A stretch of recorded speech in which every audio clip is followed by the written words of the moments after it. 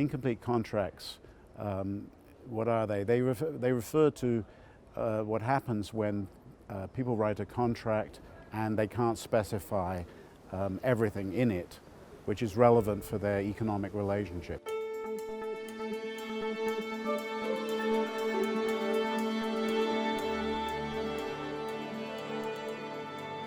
When you have a situation where people are going to be transacting over years or even decades, the ideal contract would look ahead and say, if this happens, we'll do this, if that happens, we'll do something else. But it's very difficult for parties to be that far-sighted, and so any contract they write will have a lot of gaps in it.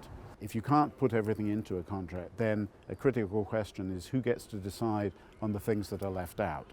Somebody has to have residual control or residual decision rights. That is, someone has to have the right to decide on the things that are left out. And that often goes together with ownership. Think of an entrepreneur who wants to raise funds from a venture capitalist. How does the entrepreneur persuade the venture capitalist that they're going to get a return on their investment? Well, of course, one way to do it is to promise them some future cash flows.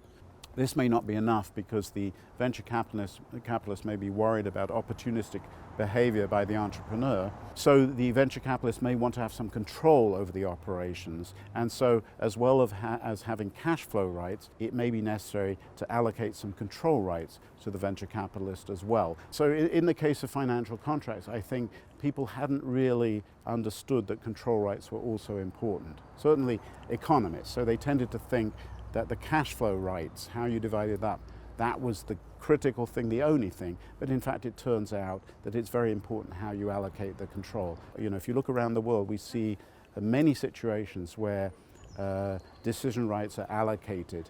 I think it wasn't that people didn't sort of know about that at all, but they didn't have a kind of unifying framework in which to think about it. And this, I think, is helpful for that.